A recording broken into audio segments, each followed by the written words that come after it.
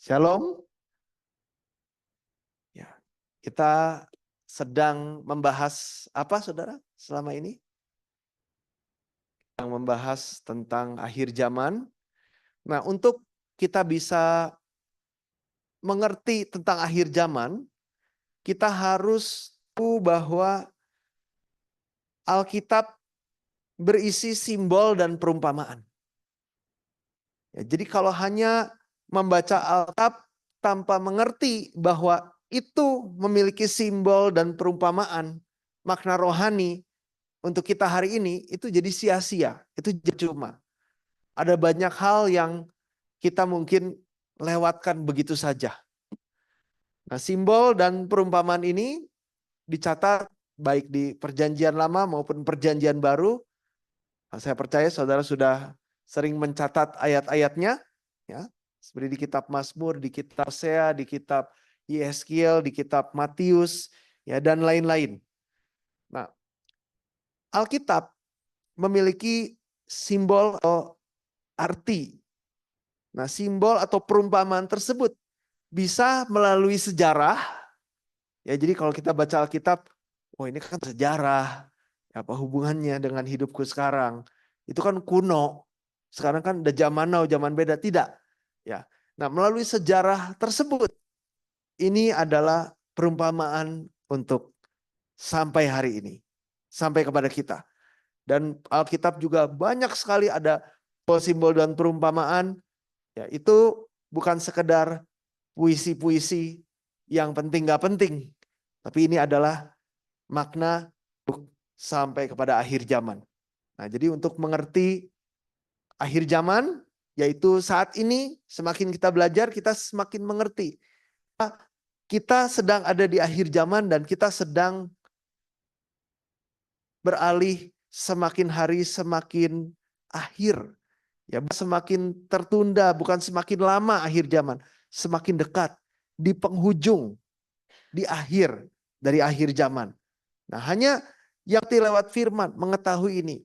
Karena kita juga sudah belajar bagaimana Tuhan datang seperti pencuri. Karena nggak tahu, karena nggak belajar, karena nggak mengerti. Oh, emangnya udah akhir zaman ya? Nah, Tuhan datang dengan tidak diduga bagi orang yang tidak berjaga-jaga, terbangun, berdoa dalam firman. Ya. Tapi bagi yang berjaga-jaga dalam firman, bagi yang berdoa, sadar, mempersiapkan diri. Ya, tidak tertidur seperti 10 gadis, simbol dari jemaat atau gereja. Nah, jadi melalui Alkitab ada banyak poin-poin akhir zaman itu saja yang terjadi. Nah, kita lihat antikris berkuasa. Antikris disimbolkan sebagai binatang. Ya, ini sedang digenapi. Ini sedang terjadi. Ya, kita udah bahas ini kan. Antikris itu siapa sih? Dijelaskan dia adalah binatang. Binatang itu siapa? Manusia yang tidak memiliki firman Tuhan. Ya. Nah, kita udah bahas ini. Lalu mengenai perang, ya, kita juga udah bahas mengenai perang ini, bagaimana sejarah perang ini, dan ini terus berkelanjutan. Nah, jadi semuanya ada makna rohani. Oh ya, memang betul ada perang dunia pertama, kedua, dan perang-perang kecil dan terus-menerus berlanjut sampai perang dunia ketiga, sampai Harmagedon. Nah, tapi secara rohani pun peperangan ini terjadi. Ya, peperangan antara pekerjaan Tuhan dan pekerjaan iblis. Apa sih makna dari perang? Perang tujuannya untuk saling menghancurkan, membunuh. Ya. Supaya nggak mati, kita harus matiin musuh. Dan sebaliknya, ini menyeramkan sekali perang ini. Secara rohani, ada peperangan rohani. Dan pemenangnya cuma satu. Ya antara kita atau iblis. Ya iblis tujuannya untuk membinasakan, untuk membunuh. Nah, sadarilah ada peperangan rohani. Yang skalanya semakin akhir, semakin besar. Ya, serangan-serangan iblis nggak berhenti sampai di Taman Eden saja. Nah, udah kena si Adam dan Hawa, terus nggak serang lagi. Enggak. Ya, bahkan kepada hari akhir ini semakin besar lagi. Ya, semakin canggih lagi. Nah, makanya kita sudah belajar Ya, bagaimana iblis yang diperumpamakan sebagai ular di Taman Eden menjadi ular beludak di zaman Tuhan Yesus, di akhir zaman menjadi naga. Ya, progresif, berkembang. Nah, kita harus sadari ini dan kita harus menang dalam peperangan rohani ini. Nah, ketiga, kelaparan. Ya, selalu malapetaka ya atau hal-hal musibah-musibah ini selalu saling bersangkut, perang, jadi kelaparan. Nah, kita udah bahas mengenai kelaparan secara jasmani kurang lebihnya. Nah, hari ini kita mau dalami khususnya poin ketiga ini mengenai kelaparan secara rohani. Ya, jadi ingat Alkitab dipenuhi perumpamaan, apalagi kitab Wahyu. Nah, jadi kita harus mengerti kelaparan yang dimaksud bukan hanya jasmani tapi rohani. Nah, yang rohani ini lebih serem lagi. Karena kelaparan bukan cuma sekedar gak sempat makan siang, gak sempat pagi, jadi sekarang lapar. Ya, kelaparan yang dimaksud adalah kelaparan yang udah gak ada makanan lagi dan tinggal tunggu mati dengan begitu tragisnya. Ya, ini bukan cuma sekedar lupa makan atau telat makan ya. Ini menyeramkan sekali. Nah, untuk mengerti ini lebih lanjut, bahkan untuk mengerti seluruh akhir zaman, ya Alkitab menjelaskan akhir zaman ini dijelaskan sebagai masa kesengsaraan. Ya, akhir zaman kebahagiaan, akhir zaman tidak ada musibah, enggak kan? Selalu akhir zaman disertai atau identik dengan masalah. Makanya ketika musibah, tragedi, yang bencana alam yang semakin lama semakin besar, orang-orang bilang ini udah mau kiamat ya. Nah, karena kiamat atau akhir zaman selalu disertai dengan kesengsaraan, masa kesengsaraan. Dan masa kesengsaraan ini dijelaskan sebagai 7 masa atau 7 tahun masa kesengsaraan. Ya, ingat perumpamaan, bukan 7 tahun kali 365 hari. Bukan, ini perumpamaan. Ya, berikut ayat-ayatnya. Nah, jadi akhir zaman dirangkum sebagai masa apa? Masa kesengsaraan. Nah, lebih lanjut lagi seperti apa masa kesengsaraan ini? 7 masa atau 7 tahun. Nah, apa maksudnya? 7 ini dibagi menjadi 2. Jadi akhir zaman ini ada bagian A dan setelah bagian A selesai atau masa A selesai, masuk ke masa B. Dibagi menjadi 2. 7 dibagi 2 sama dengan berapa anak-anak? Iya, luar biasa. Coba ngetes doang. Ternyata ngantuk atau enggak bengong. Nah, 7 masa dibagi menjadi 2, yaitu 3,5 masa pertama dan 3,5 masa 2. Nah, singkat kata, kita boleh simpulkan sekarang kita ada di mana? Ada di penghujung akhir 3,5 masa pertama dan siap-siap mau masuk ke 3,5 masa kedua. Tanpa disadari oleh banyak orang termasuk orang percaya Yesus sekalipun, karena memang sudah dinubuatkan mayoritas bobok di akhir zaman. Tapi kita yang di sini, kita dibangunkan. Amin. Kita jadi tidak tidur. Kita jadi sadar ini kita lagi ada di mana. Nah, jadi akhir zaman dibagi menjadi 2, 3,5 masa pertama, 3,5 masa kedua.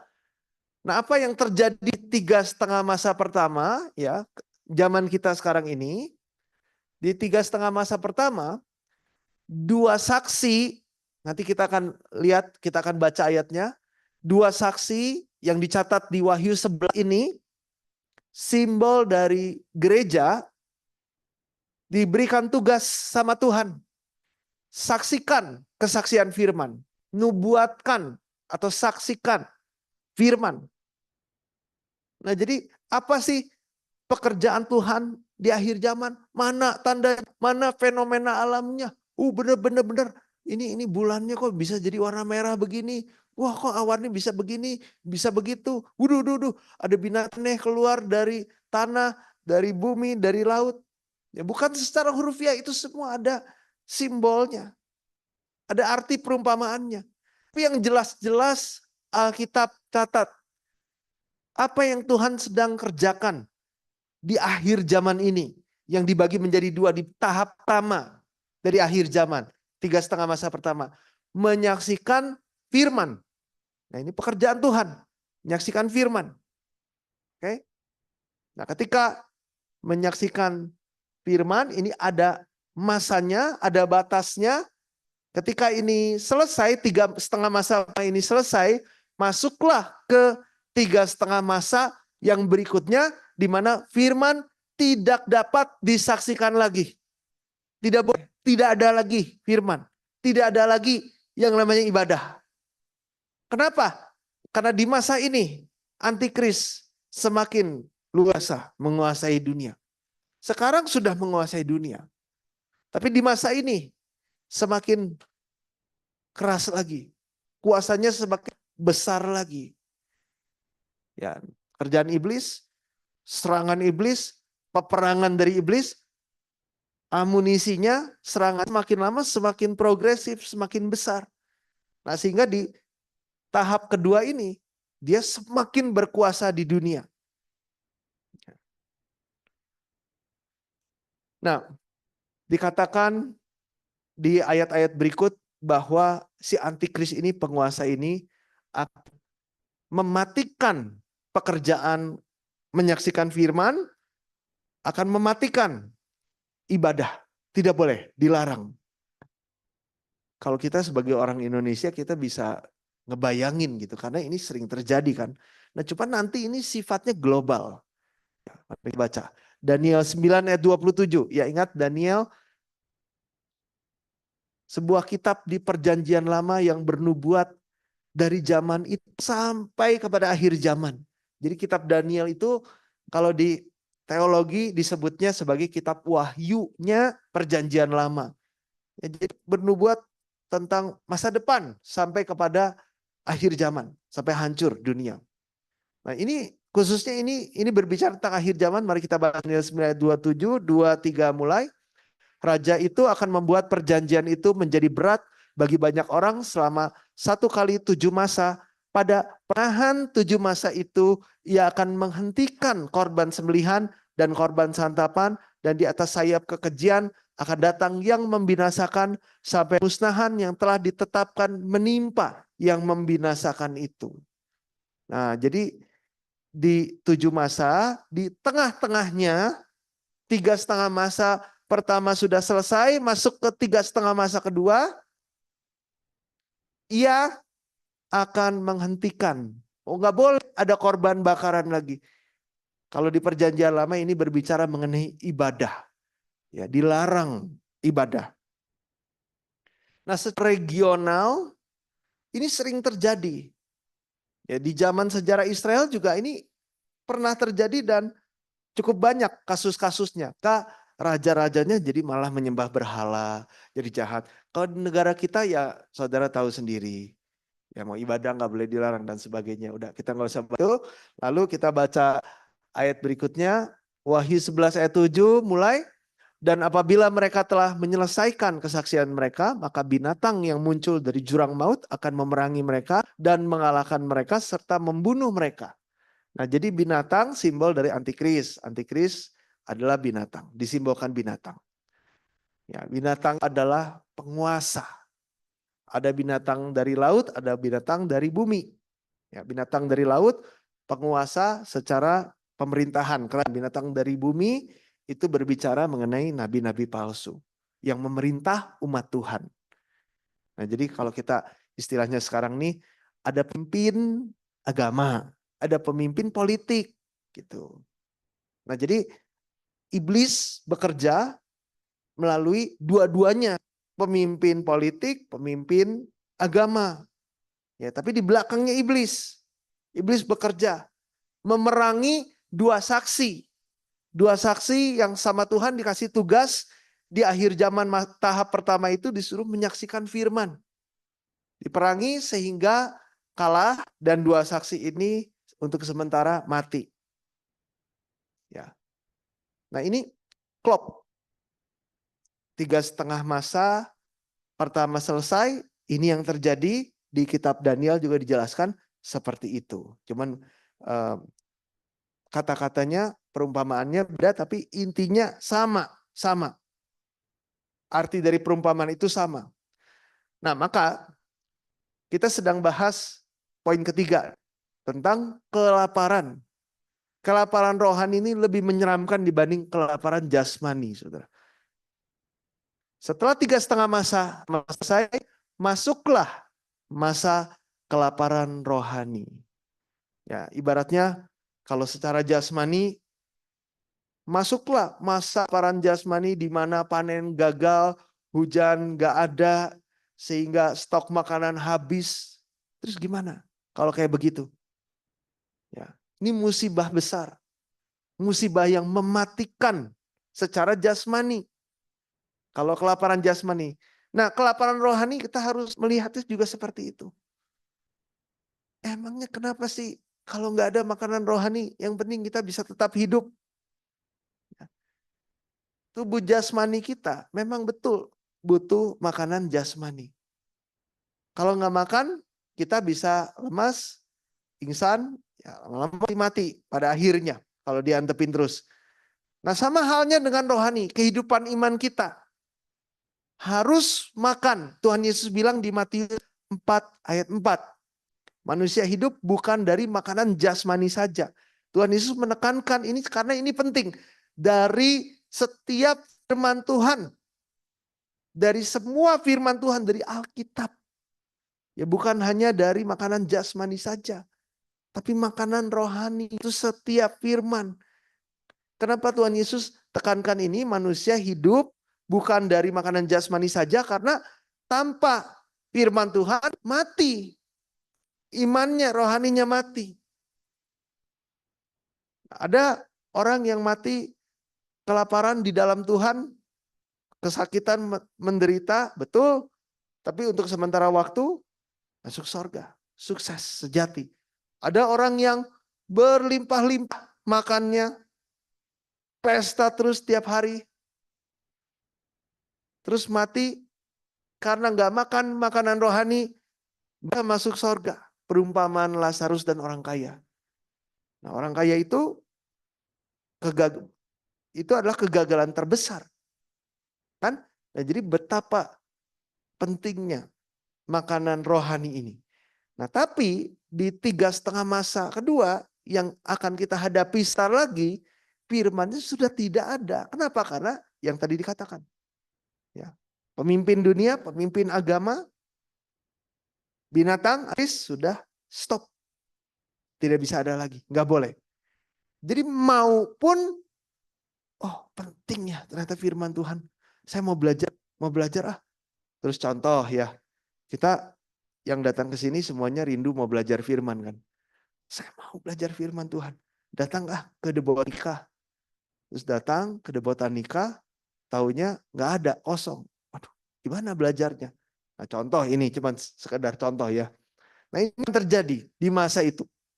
Bentar lagi kita baca ayatnya, Amos 8 ayat 11 sampai 14, 23. Sesungguhnya waktu akan datang, demikianlah firman Allah. Aku akan mengirimkan kelaparan ke negeri ini, bukan kelaparan akan makanan dan bukan kehausan akan air, melainkan akan mendengarkan firman. Coba lihat ya. Tuhan akan mengirimkan kelaparan. Ya, waktunya akan datang. Ini bernubuat di masa. Akan ada masa kelaparan. Kelaparan rohani, ya. Karena firman adalah makanan. Oh, bagus ya. Orang jadi haus dan lapar akan firman. Tunggu dulu. Kita baca ayat saja. 12 mulai. Mereka akan mengembara dari laut ke laut dan menjelajah dari utara ke timur untuk mencari firman Tuhan, tetapi tidak mendapatnya. Nah, oke, sampai sini dulu. Kan haus dan lapar akan firman, tahu. Ternyata firman ini terpenting. Sampai di Wahyu 1 ayat 3 dikatakan di akhir zaman, siapa yang diberkati? Kalau terjemahan Indonesianya, siapa yang berbahagia? Yaitu orang membaca, menerima, melakukan firman. Firman dianggap nomor 10 lah dalam kehidupan kita. Tapi Alkitab bilang, akhir zaman itu Tuhan mau kasih kebahagiaan, Tuhan mau kasih berkat Ya adalah firman. Ini nggak bisa dimengerti oleh pikiran jasmani kita. Di akhirnya yang kita butuhkan itu adalah keuangan yang begitu banyak. Yang kita butuhkan adalah aset-aset yang banyak supaya ada kepastian. Ketua saya, keluarga saya, dan sebagainya. Pendidikan, karena ini zaman semakin kompetitif, guys. Kita harus punya kreativitas yang ini, kesempatan, koneksi. Tapi Alkitab bilang di akhir zaman yang diberkati, yang punya firman. Kan aneh. Nah pada akhirnya, orang-orang sadar, oh, kita punya firman, kita bisa celaka nih. Nah, ada rasa lapar dan haus firman, lalu cari kemana-mana, sampai keluar pulau, keluar negeri sekalipun, tidak dapat. Tidak dapat. Nah, sehingga apa yang terjadi kepada orang-orang yang seperti ini, yang tidak menerima firman Tuhan, ayat 13 mulai, pada hari itu akan terlesu anak-anak darah yang cantik dan anak-anak teruna karena haus. Nah jadi karena gak menerima makanan rohani, seperti gak menerima makanan jasmani akan pingsan. Iya kan? Gak makan, ya pingsan. Gak minum, ya dehidrasi, lemas. Terus terakhir kita baca ayat 14 mulai. Mereka yang bersumpah demi Asima, Dewi Samaria, dan yang berkata demi Allahmu yang hidup, hai Dan, serta demi dewa kekasihmu yang hidup, hai Beersheba, mereka itu akan rebah dan tidak akan bangkit-bangkit lagi, alias ina ilahi wa ina ilaihi rajiun. Udah nggak bangkit-bangkit lagi, artinya bahasa Betawinya mampus. Ya udah mati. Ini seram sekali, saudara. Mau nyari firman, gak dapat. Mau nyari firman, lapar dan haus, bagus. Tuhan akan segarkan. Tuhan akan kenyangkan. Tapi di masa ini tidak kenyataannya. Ya, di masa ini malah gak dapat, pingsan, ya mati. Kenapa? Karena gak ada kesempatan lagi untuk memakan makanan rohani. Ya. Saudara udah tahu jawaban. Loh kenapa gak ada? Masa sih gak ada? Gak ada saudara. Karena sudah dilarang. Karena antikris semakin berkuasa. Dilarang yang agama-agama seperti itu. Nah untuk saudara dapat gambaran. Contoh saudara tinggal Korea Utara. Kita kayak begini. Ada di Korea Utara mati kita saudara. Gak lama lagi kita mati. Ini yang terjadi di Korea Utara. Kalau di China agak halus. Alkitabnya ada kitab Xi Jinping. Ya, nggak boleh ngomong sembarangan dan dimasukkan, harus diajarkan, dimasukkan ke Alkitab perkataan Xi Jinping. Artinya apa? Si Presiden Xi Jinping merasa dirinya setara sama Tuhan. Banyak gereja-gereja yang ditutup secara paksa. Kenapa? Mereka bisa. Sistem pemerintahannya komunis. Ya mau-mau si pemimpin negara mau kayak gimana? Nah sehingga harus sembunyi-sembunyi. Ya, di Greta Abraham Park ada gereja di China, mereka sembunyi-sembunyi. Yang disebut sebagai bawah tanah lah, bukan beneran di bawah tanah, istilah. Ya sebenarnya mah di rumah gitu. Jadi kalau ada jemaat baru itu takut, waduh ini mata-mata bukan. Nah itu yang terjadi di gereja cabang, saudara. Karena memang menyeramkan sekali sistem pemerintahan komunis. Ya. Nah, bayangkan kalau sudah mendunia sistem ini. Siapa yang berani? Mau nyari kemana juga sudah nggak bisa. Ya seperti gadis bodoh yang, oh iya ya butuh minyak. Pikir awalnya nggak butuh. Tapi pada akhirnya dia rasa dia butuh. Mau beli kemana-mana udah nggak ada, udah nggak bisa. Nah ini yang terjadi. Sama Alkitab. Perumpamaan maknanya yaitu. Nah ketika ini sudah selesai, 3,5 masa selesai, masuk ke 3,5 masa kedua, baru mau meresponi firman Tuhan sungguh-sungguh, nggak ada kesempatan lagi, kita binasa alias menerima malapetaka, menerima panghakim. Nah maka dari itu, pekerjaan Tuhan sebelum masa kelaparan itu terjadi, sistem yang Tuhan kerjakan dari dulu, sebelum ada masa kelaparan, ada masa kelimpahan. Jadi masa kelimpahan ini diberikan bukan untuk kita lalui dengan taruhlah di prioritas ke-10. Ya kalau misalkan lagi nganggur bolehlah, tapi ini harus jadi prioritas pertama. Masa kelimpahan makanan diberikan untuk mempersiapkan masa kelaparan. Ya. Nah, sebelum 3,5 masa kedua terjadi, di 3,5 masa pertama Tuhan anugerahkan masa kelimpahan makanan rohani, yaitu firman Tuhan. Ya. Tuhan buka, Tuhan nyatakan, Tuhan kasih anugerah besar ini. Jadi kalau saudara ingat kisah Yusuf yang tanpa salah malah dijual, malah dipenjara.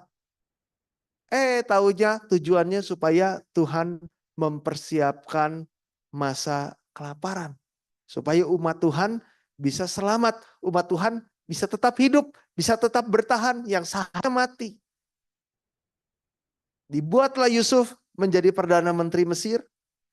Dibuatnya Yusuf mengumpulkan gandum sebanyak-banyaknya sampai tidak terhitung banyaknya. Jadi kalau orang yang nggak ngerti, ini Yusuf sudah gila. Buat apa? Nyetok, kumpulin makanan, usahakan bangun gudang lebih besar lagi. Ya, bikin sistem harus hemat, kumpulin makanan sebanyak-banyak. Kalau orang nggak ngerti, ini apa-apaan? Ini aneh. Ya, tapi sekali lagi, sebelum masa kelaparan terjadi, Tuhan di masa kelimpahan. Di masa kelimpahan ini kalau Yusuf tidak sungguh-sungguh mempersiapkannya, jalani hidup gitu aja, secukupnya aja ya udah cukup, nanti juga panen lagi, nggak ada, aku mah kewe gitu, nggak bisa. Saudara. Harus ekstrim sekali persiapannya. Nah, baru Yusuf, keluarga besar, ya bahkan orang-orang yang datang kepada Yusuf selamat. Nah, demikian secara rohani. Karena kisah Yusuf pun lagi jadi bahasa Arab keluar nih. Kisah Yusuf pun ini bernubuat tentang akhir zaman.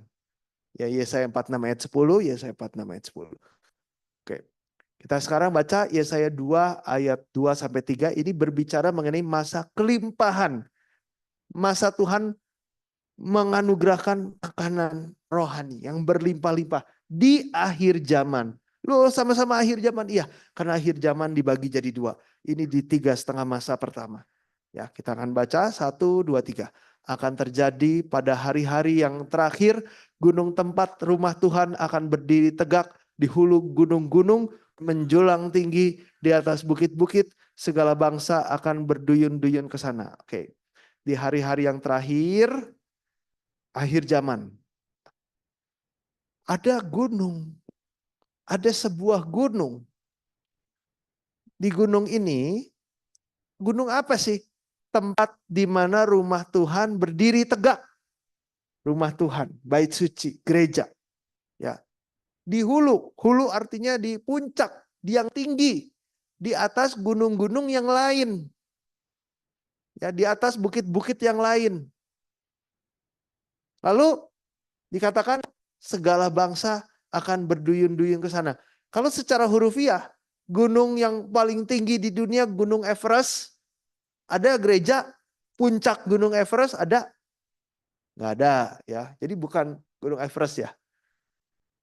Terus segala bangsa akan mendaki ke sana untuk ibadah atau untuk rekreasi, mendaki hiking. Untuk hiking kan bukan untuk ibadah di sana. Jadi ini bukan secara hurufiah tapi secara rohania. Ya. Selalu di Alkitab gunung itu disimbolkan atau dijelaskan sebagai tempat rumah Tuhan, yaitu gereja, di tempat yang tinggi. Ya, tempat yang tinggi. Bukan di kaki gunung, di atas gunung. Kalau rohani maknanya itu apa, Saudara?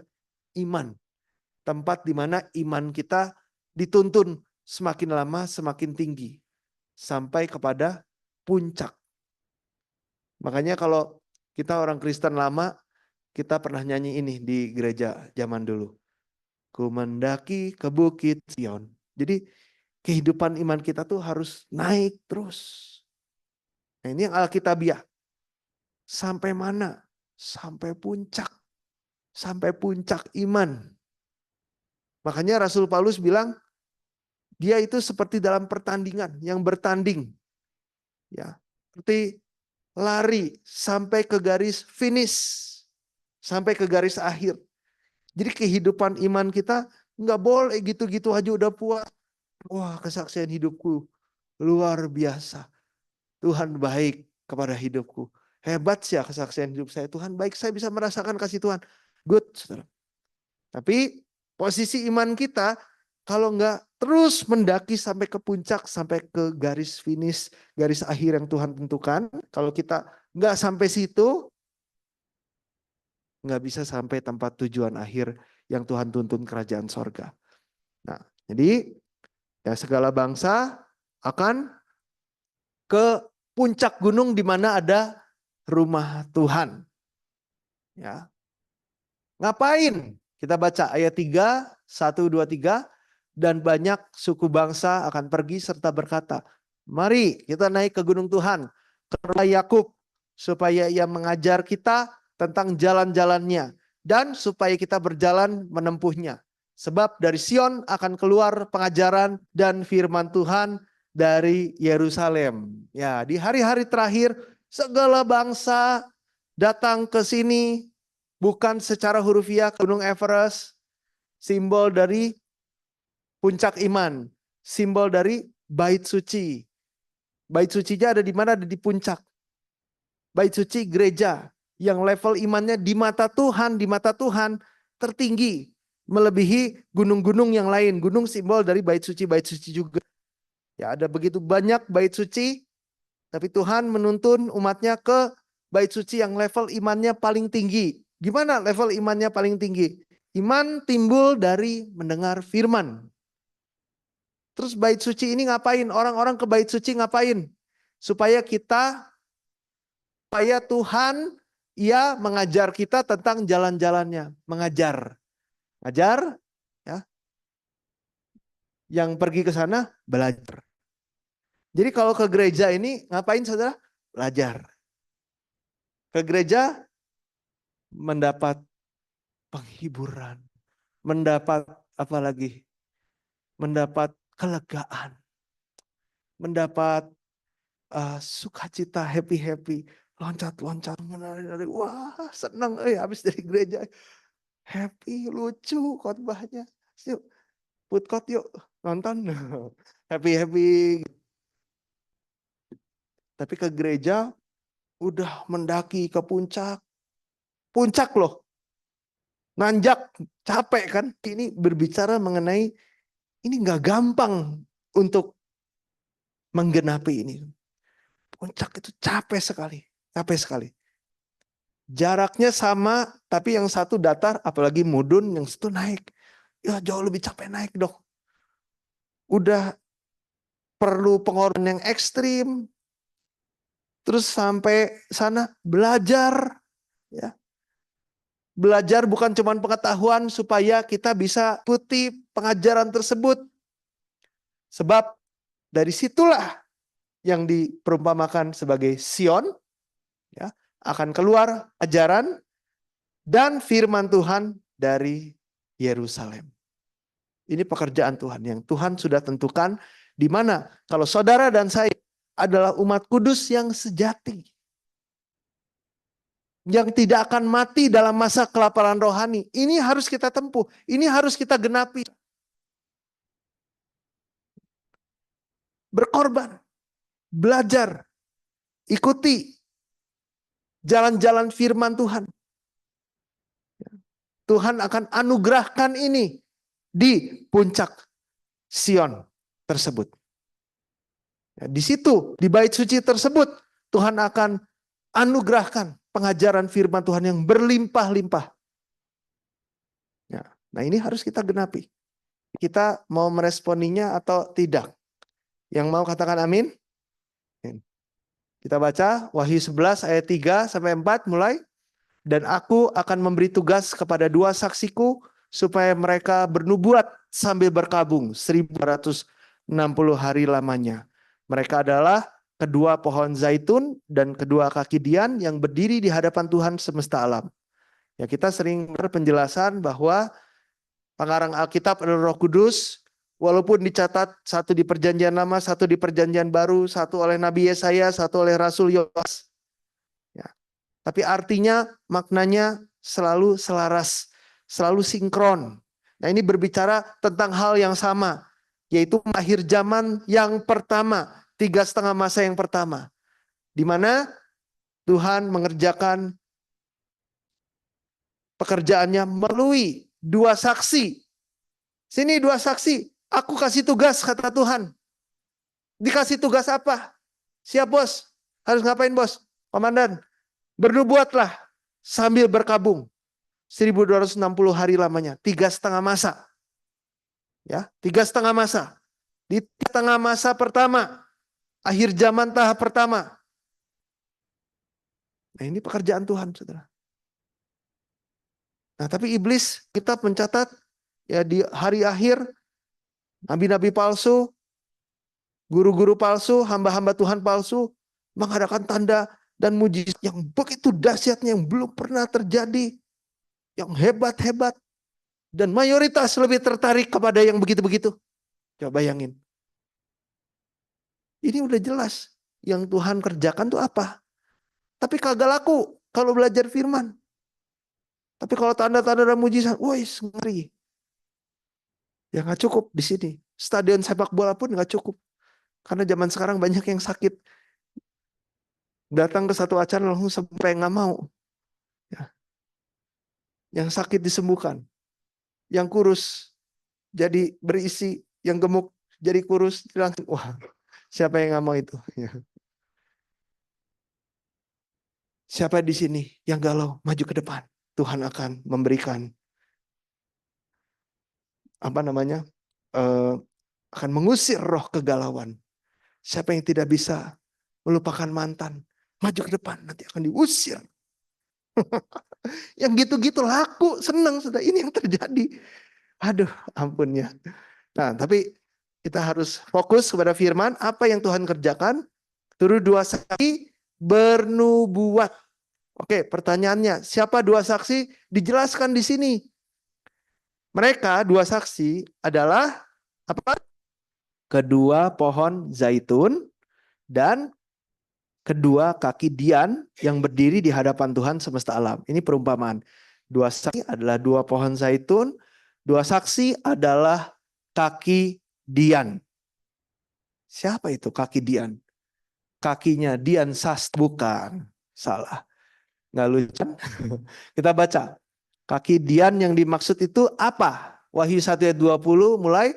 Dan rahasia ketujuh bintang yang telah kau lihat pangan kananku dan ketujuh kaki dian emas itu. Ketujuh bintang itu ialah malaikat ketujuh jemaat dan ketujuh kaki dian itu adalah ketujuh jemaat. Kaki dian adalah jemaat, kalau terjemahan aslinya eklesia, gereja. Jadi kaki dian adalah gereja. Dua saksi adalah kaki dian. Kaki dian adalah gereja, jadi dua saksi adalah gereja, eklesia. Ya. Nah, jadi kalau kita bandingkan tadi dengan Yesaya 2 ayat 2 sampai 3 sama. Hari-hari terakhir gunung tempat rumah Tuhan, ya gereja Tuhan bangun untuk apa? Untuk Tuhan mengajarkan firman Tuhan. Ya. Jadi sama kan? Nah, ini pekerjaan yang sedang kerjakan. Jangan hanya sekedar oh gitu, cukup tahu. Kita harus menggenapi ini, saudara. Kita harus jadi orang-orang di ayat 3 ini, ayat 2 ini. Ya. Kita harus orang-orang yang berduyun-duyun ke sana. Kalau enggak buat apa kita cuman sekedar cukup tahu dan hanya pengetahuan. Betul enggak, saudara? Pertanyaan yang berikutnya. Dua saksi disuruh Ngapain? Bernubuat. Bernubuat apa? Bernubuat apa? Kamu akan punya jodoh, jodoh kamu rambutnya panjang, keriting, tingginya segini, segitu. Kita suka nubuat-nubuat yang gitu. Kamu akan punya job begini-begini, kamu akan pergi ke sini. Bukan nubuat yang begitu-begitu ya. Nubuat apa? Kita baca. Ini dua saksi di Wahyu 11 disuruh bernubuat. Bernubuat apa? Kita bisa tahu ini ada di pasal sebelumnya. Mari kita baca Wahyu 10 ayat 10 sampai 11 mulai. Lalu aku mengambil kitab itu dari tangan malaikat itu dan memakannya. Di dalam mulutku ia terasa manis seperti madu. Tetapi sudah aku memakannya perutku menjadi pahit rasanya. Maka ia berkata kepadaku, engkau harus bernubuat lagi kepada banyak bangsa dan kaum dan bahasa dan raja. Nah, jadi kau harus bernubuat lagi. Bernubuat apa? Ini yang dinubuatkan, yang ditugaskan kepada dua saksi. Kitab. Kitab. Nah, kitab bahasa Yunani artinya Alkitab. Perjanjian lama sampai perjanjian baru. Nah, ingat ya, perjanjian lama, perjanjian baru. Seluruh Alkitab. Biblion. Ambil Alkitab ini. Dari tangan malaikat. Ambil. Dah, diambil. Makan. Makan. Makan apa, saudara? Alkitab. Alkitab. Kejadian sampai Wahyu. Makan itu, makan. Nah, setelah dimakan, oh, manis, enak, seri madu. Tapi pahit di perut. Ya, prosesnya nggak mudah. Ya, kok hidup gue jadi pahit setelah belajar Alkitab? Nah, setelah itu bukan cuman kamu aja. Kamu setelah makan ini harus bernubuat lagi ke siapa? Ke dunia. Banyak bangsa, kaum, bahasa, dan raja. Nah, sekali lagi saudara, kita harus menggenapi ayat ini. Ini pekerjaan Tuhan. Kita harus jadi bangsa, kaum, bahasa, dan ya kita bukan raja ya. Bangsa, kaum, bahasa yang menerima nubuatan. Apa? Kitab, Alkitab. Ya, intinya belajar Alkitab. Intinya ibadah ke gereja. Ke gereja ngapain? Ya belajar Alkitab. Belajar firman. Nah, tapi kalau gereja yang fokusnya kayak begini, ya selalu kurang peminat.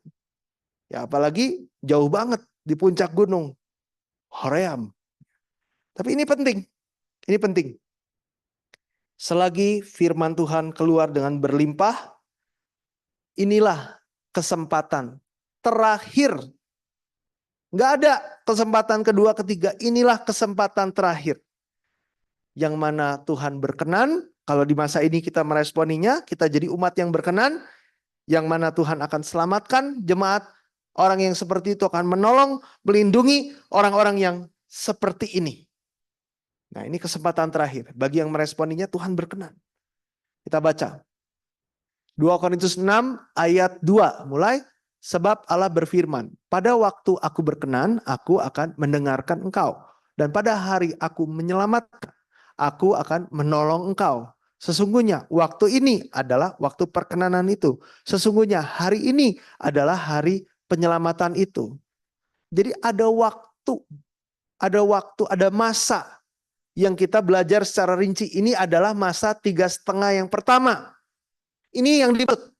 Ini masa Tuhan berkenan. Ini masa Tuhan mendengar kita.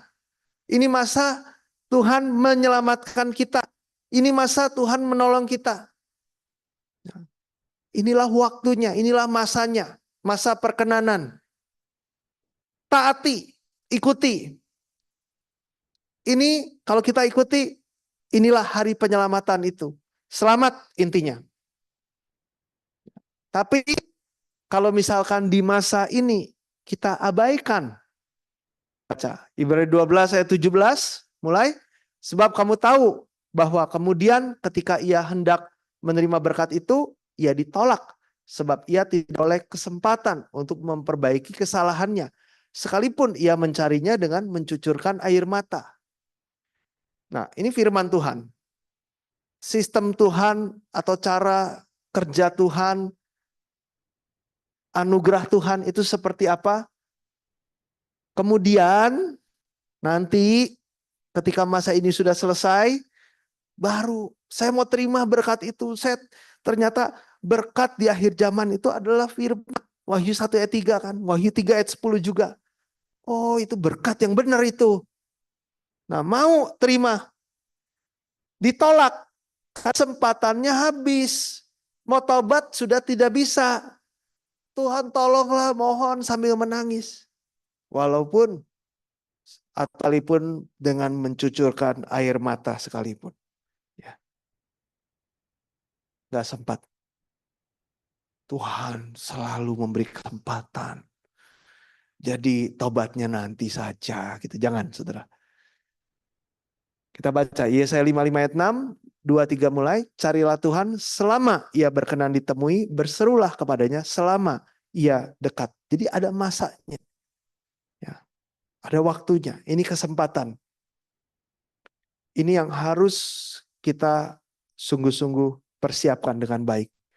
Apa yang Tuhan mau? Seperti Yusuf, sebanyak-banyaknya. Kumpulkan gandum, makanan rohani, firman. Sebanyak-banyak. Perluas lumbung-lumbung. Ya gudangnya. Diperluas, dibangun lagi di mana-mana. Supaya makanan tersebut bisa ditaruh, di stok di situ. Nah, mungkin hari-hari ini lumbung-lumbung hati kita, gudang hati kita untuk firman seetik sekali. Woman mah bisanya cuman segini, yang lain itu sudah sibuk, sudah banyak kegiatan, sudah banyak tugas, sudah banyak proyek, sudah banyak kangtau, banyak reuni, banyak, wah, sempit ruang kita. Buat Tuhan, firman. Gak ada. Itu pun dibatas-batas. Pokoknya kalau melebihi dari segini, ogah, nggak mau. Aduh, sempit sekali. Ayo kayak Yusuf. Bongkar, perluas. Ya, untuk bangun gudangnya besar. Mungkin sebelumnya si gudang ini adalah apa kek gitu ya, taman kek, atau tempat penginapan kek, atau tempat hiburan, atau mallnya dihancurin, aduh, terus diganti dibangun jadi gudang. Ya, dalam hidup kita ada banyak aktivitas A, B, C, D yang kita pikir saya nggak ngelanggar hukum, saya baik-baik aja, normal-normal aja hidup gua. Nah, tapi aktivitas atau pikiran-pikiran lifestyle kita ya yang sangat sedikit untuk mempersilahkan firman masuk, ini harus dihancurin, saudara. Hati yang semakin besar terima firman sampai akhirnya sepenuhnya di hati kita terima firman. Ya, firman Tuhan ini harus memenuhi bumi dari Yerusalem, Yudea, Samaria sampai ujung bumi, harus penuh. Nggak cuma satu titik aja, nggak cuma di satu tempat aja. Nah, sama firman Tuhan di hati kita juga harus penuh.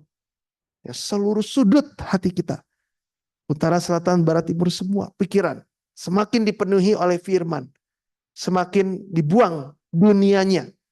Ngapain simpan-simpan itu? Itu akan dihancurkan pada akhirnya. Itu nggak ada tersisa apapun yang kita bisa bawa ke dunia kekal. Nggak bisa. Apa yang paling saudara sukai, kasihi, sayangi, mau itu wujudnya makhluk hidup kek atau makhluk mati, ya, benda mati, itu nggak akan bisa dibawa, apapun nggak akan bisa dibawa, saudara. Bahkan kitab pengkhotbah bilang sampai kenangan pun tidak bisa.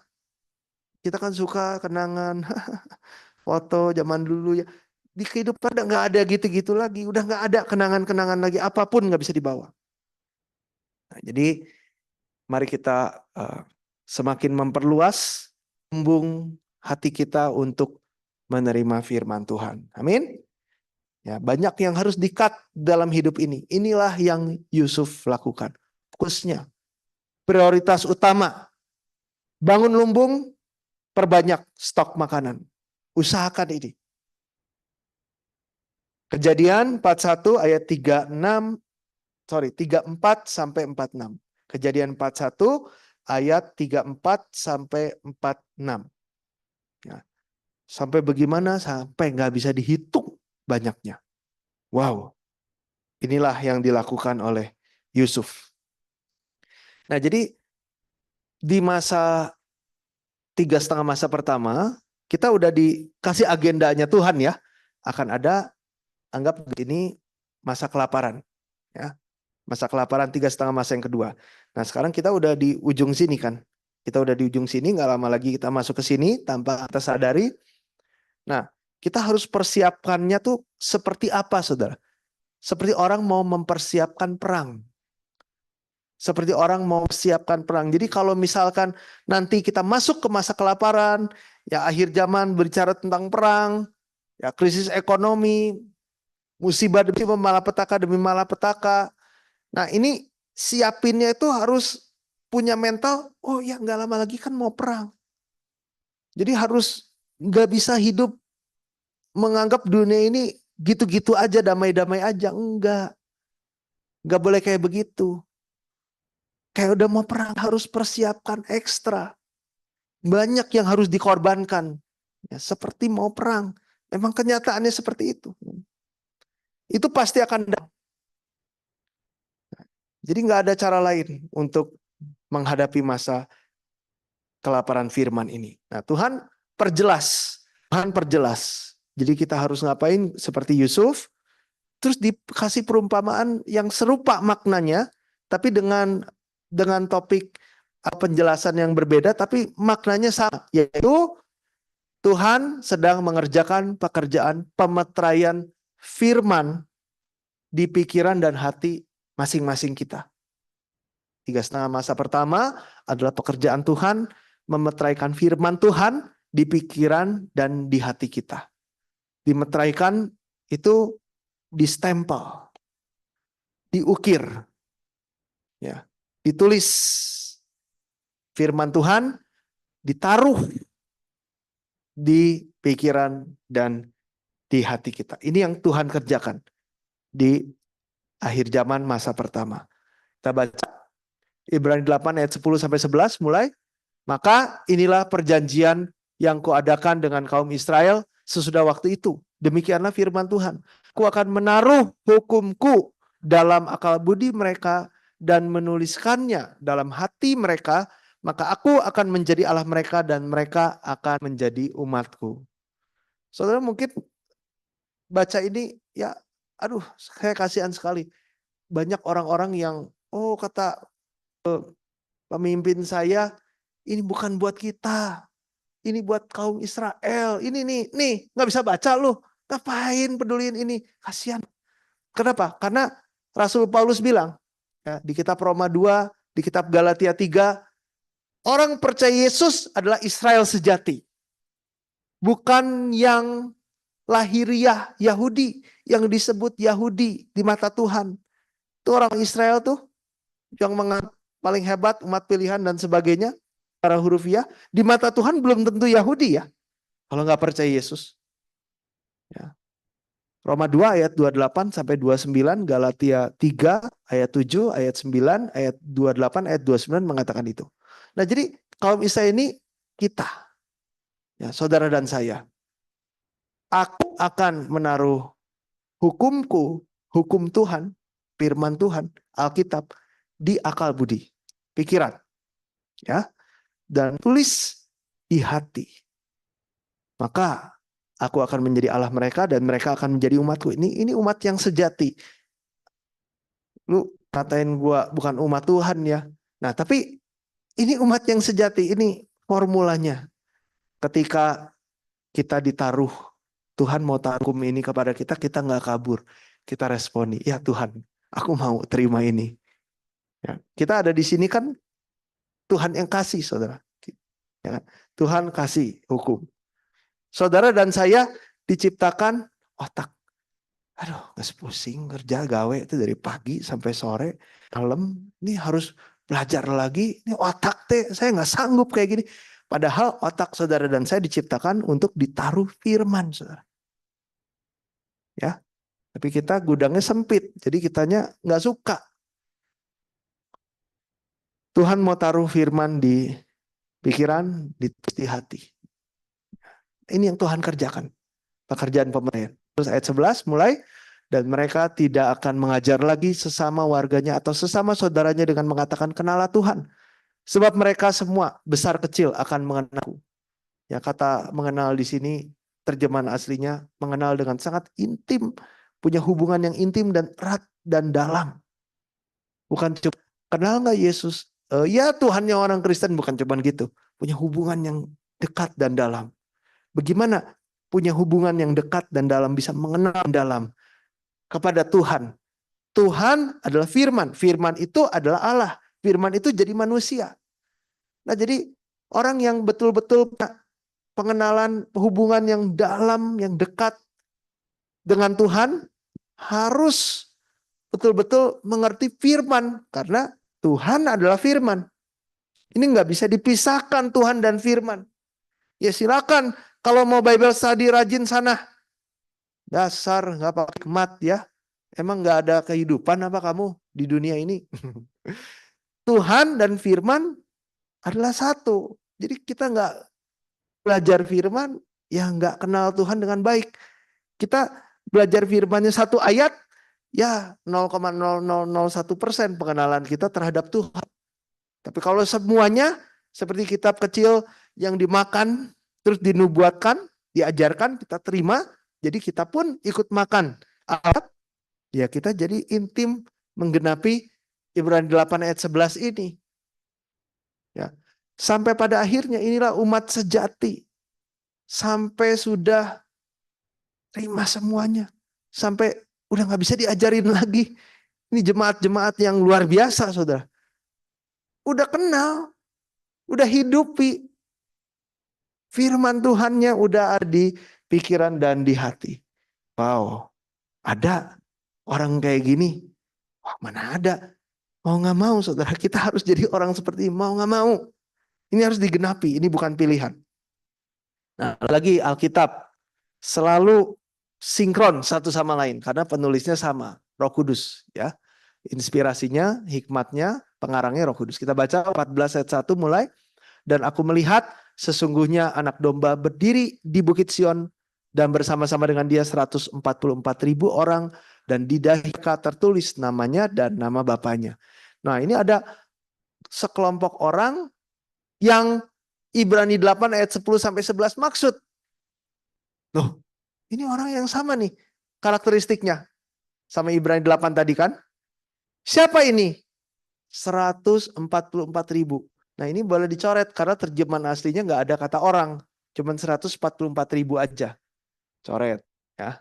Salah terjemahan Indonesianya. 144.000 adalah simbol umat kudus, bukan secara kuantitas. Ya kalau saksi Yehova bilang itu secara kuantitas dan itu kami gitu ya. Salah. Nah, 144.000 itu saudara. Kita harus jadi 144.000. Orang-orang yang mau ditaruh hukum Tuhan, ditulis hati Tuhan, di akal budi, pikiran. Nah, ini juga sama, di dahi. Di dahi ada apa? Tadi ada firman, ada hukum kan? Nah, ini di dahi ada apa, saudara? Ada apa di dahinya? Ada benjol, ada tato, Mike Tyson gitu. Ada tertulis apa? Siapa yang mau terima ini? Sini saya tulisin pakai spidol permanen. Pakai tato, enggak ya? Apa? Kalau tertulis namanya dan nama bapaknya itu apa? Bukan pakai aksesoris Jesus gitu ya. Baju apa gitu. Kita baca Wahyu 19 ayat 13 mulai. Dan ia memakai jubah yang telah dicelup dalam darah dan namanya ialah firman Allah. Ya, nama Tuhan di akhir zaman. Nama kedatangan kedua, firman Allah. Tuhan itu selalu ada di hatiku. Ada di pikiranku. Oh Yesus, nama yang indah. Tapi firman Allah, belajar firman, gak usah juga gak apa-apa. Yang penting kita percaya Yesus disalib buat kita. Bangkit buat kita, udah. Nah ini kayaknya gak cocok sama umat Tuhan sejati yang Alkitab jelaskan. Bertubi-tubi seperti ini. Kita baca Efesus 1 ayat 13 mulai. Di dalam Dia kamu juga, karena kamu telah mendengar firman kebenaran, yaitu Injil keselamatanmu. Di dalam Dia kamu juga, jika kamu percaya, dimeteraikan dengan Roh Kudus yang dijanjikannya itu. Jadi orang-orang yang dimeteraikan, orang-orang yang tertulis namanya dimeteraikan, dimulai dari mendengar firman kebenaran, ya. Kebenaran adalah firman, firman adalah kebenaran. Kebenaran yang tidak ada firmannya adalah kebenaran palsu. Ya, mendengar firman, yaitu kebenaran. Ini keselamatan kita kan? Siapa bilang? Gak usah dengar firman selamat. Nah, firman kebenaran, Injil keselamatanmu. Terus kita percaya. Nah, saatlah kita dimeteraikan dengan Roh Kudus. Jadi siapa orang-orang yang dimeteraikan? Yang mau berfirman, percaya. Nah, orang-orang seperti itulah yang dimeteraikan. Nah, jadi aplikasinya sekali lagi, kumpulkan makanan rohani firman Tuhan di lumbung hati dan lumbung pikiran kita sebanyak-banyaknya seperti Yusuf dan menghidupinya. Ada yang lebih penting dibanding ini? Coba lihat di zaman Yusuf. Tidak. Ini yang terpenting. Yang lain nggak usah lakukan gitu. Oke, itu prioritas berikutnya lah. Ya, ini yang terutama dan utama. Yang penting saya pelayanan habis-habisan. Soal firman itu urusan kamu. Enggak, saudara. Semua harus seperti ini. Amin. Nah, yang seperti ini akan menerima berkat perlindungan di 3,5 masa yang kedua. Malapetaka di akhir zaman. Yang seperti ini saja. Baru kita sadar, oh heehnya cuman berkat yang terbesar, perlindungan terhebat adalah menerima firman. Wahyu 3 ayat 10 saya bacakan, karena engkau menuruti firmanku untuk tekun menantikan aku, maka aku pun akan melindungi engkau dari hari pencobaan yang akan datang atas seluruh dunia untuk mencobai mereka yang diam di bumi. Ya, akhir zaman global. Saudara nggak bisa kabur kemana-mana, saudara. Ya. Tapi yang menuruti firmanku, tekun menantikan aku, Tuhan lindungi orang-orang yang seperti ini. Ini sudah ketetapan, kedaulatan Tuhan. Siapa yang dilindungi? Yang berbahasa roh 1 jam, 1 hari gitu. Tidak. Ini udah jelas ayatnya. Jelas. Jelas. Nah,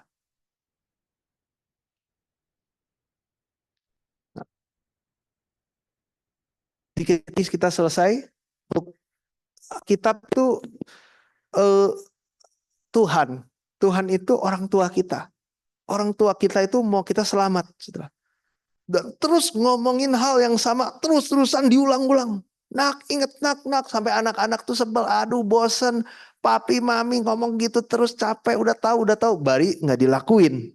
Ya kalau dilakuin, papa mamanya nggak akan ngomel terus. Ya fakta orang tua kita ngomel-ngomel terus ya karena kita belum melakukan. Nah itulah Tuhan kita. Belum melakukan kan? Diomelin lagi di ayat lain. Kita baca Wahyu 7 ayat 3 mulai.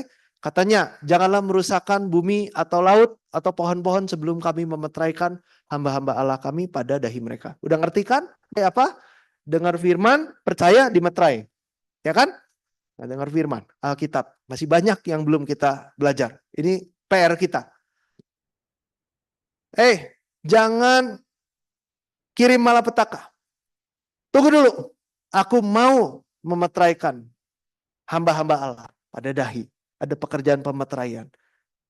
Terima firman di lumbung hati, pikiran sebanyak-banyaknya. Setelah ini selesai waktunya, kesempatan dikasih dan orang-orang yang meresponnya sudah melakukan, kita baca Wahyu 9 ayat 4, dan kepada mereka dipesankan supaya mereka jangan merusakkan rumput-rumput di bumi atau tumbuh-tumbuhan ataupun pohon-pohon, melainkan hanya manusia yang tidak memakai meterai Allah di dahinya. Merekalah kena malapetaka.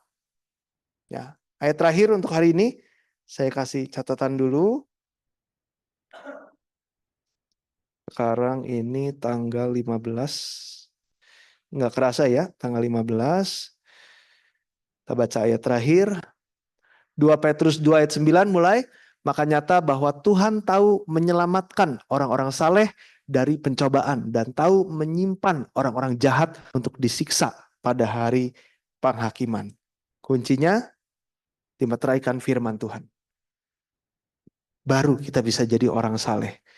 Karena kita bisa jadi kudus hanya oleh firman Allah dan doa. 1 Timotius 4 ayat 5. Nah, ketika pencobaan besar, malapetaka, kesengsaraan besar atau Great Tribulation itu terjadi, 3,5 masa berikutnya, bertubi-tubi, cawan demi cawan, malapetaka demi malapetaka, malapetaka meterai, malapetaka cawan, dan lain-lain. Gak usah khawatir, saudara. Tuhan tahu kok betin kita. Tuhan, kenapa nggak bisa? Tuhan bisa. Semakin kita belajar Alkitab, semakin kita percaya ini. Karena banyak contoh-contohnya di Alkitab. Umat Tuhan, bagaimana perlindungan Tuhan se ekstrim dan sedahsyat apa. Nah, sehingga kita bisa melawannya dengan damai, sukacita, tidak takut. Berbahagialah atau diberkatilah yang sungguh-sungguh terima firman. Amin. Kita berdoa. Bapa, kami berterima kasih, mengucap syukur untuk kasih karunia Tuhan, untuk sangkakala yang Tuhan bunyikan kepada kami, sehingga kami yang tertidur secara rohani ini, sekali lagi Engkau bangunkan ya Bapa, dan kiranya Bapa kami sudah diberikan petunjuk kehendak Tuhan, tuntunan Tuhan yang begitu jelasnya. Kiranya Bapa firman-Mu ini diberikan pertumbuhan dalam masing-masing kami. Tuhan yang menumbuhkan firman ini. Tuhan yang memberikan kami iman untuk sepenuhnya sungguh-sungguh percaya dan meresponinya. Tuhan yang memberikan kemauan, keinginan, semangat, kekuatan, kesanggupan, sehingga semua firman yang Tuhan firmankan kepada kami hari ini dapat digenapi di dalam nama Tuhan Yesus. Bukan dengan kuat dan gagah kami, tapi oleh Roh Kudus yang bekerja keras terhadap kami semua. Biarlah Bapa, kami menjadi Yusuf rohani di hari akhir ini, yang memprioritaskan satu hal, membangun lumbung, memperluas lumbung sebesar-besarnya, untuk menampung setiap makanan rohani firman Tuhan sampai tidak terhitung banyaknya. Kiranya Bapa pekerjaan pemeteraian ini digenapi kepada masing-masing kami, seluruh keluarga kami, seluruh keluarga besar kami, seluruh aspek kehidupan kami. Kami mohon Bapa, berkat terbesar-Mu ini digenapi dalam kehidupan kami semua di dalam nama Tuhan Yesus. Bapa, Engkau berjanji saat kami mencari kerajaan Allah dan kebenaran firman Tuhan, maka semuanya, semua hal, seluruh aspek jasmani di bumi ini, Tuhan tambahkan berlimpah-limpah. Kami mau percaya kepada setiap firman-Mu ini ya Bapa, dan kami percaya malam ini juga, hari ini juga, firman Tuhan digenapi. Dan terus digenapi sampai kami semua mendaki ke puncak Bukit Sion. Dan terus menerima pengajaran firman Tuhan. Sehingga saat waktunya tiba, 3,5 masa berikutnya, kami dapat hadapi bersama-sama dengan Tuhan. Dengan penuh kekuatan, iman, percaya yang teguh bahwa kami adalah umat pilihan yang dilindungi oleh Tuhan selama-lamanya. Bapak, kami mau menyerahkan seluruh beban berat permohonan doa kami kepada Tuhan di tempat ini ya Bapak. Engkau hadir, kami percaya Engkau mendengar, Engkau menjawab setiap doa kami masing-masing. Bahkan Engkau menjawabnya melebihi daripada apa yang kami bisa pikirkan, bayangkan, dan bahkan timbul dari hati yang terbaik Kau curahkan kepada kami semua, sehingga yang sakit disembuhkan, yang beban berat, permasalahan apapun, segala kegelapan, seluruhnya diangkat dan dilimpahi dengan kesehatan, dengan berkat jasmani rohani yang berlimpah ruah. Bapak, tolong ingat semua anak-anak-Mu yang hadir tempat ini, berkati seluruh aspek kehidupannya. Kiranya tidak ada celah bagi iblis untuk masuk, menyerang dan membunuh, mencuri iman kami semua. Tolong ingat semua yang sudah melayani dengan kesungguhan hati, kiranya Bapa yang membalas sampai 100 kali lipat, baik di dunia ini maupun di dunia yang akan datang. Dengan meninggikan nama Tuhan kami Yesus Kristus, kami berdoa dengan penuh ucapan syukur. Amin. Bapa kami di sorga, dikuduskan nama-Mu, datanglah kerajaan-Mu, jadilah kehendak-Mu, di bumi seperti di sorga. Berikan kami hari ini makanan kami secukupnya, ampunilah kesalahan kami. Seperti kami juga mengampuni orang yang bersalah kepada kami. Dan janganlah membawa kami ke dalam pencobaan, tetapi lepaskanlah kami daripada yang jahat. Karena Engkau yang punya kerajaan, kuasa, dan kemuliaan sampai selama-lamanya. Amin. Berikan kemuliaan untuk Tuhan. Terima kasih. Sampai jumpa minggu depan. Tuhan berkati.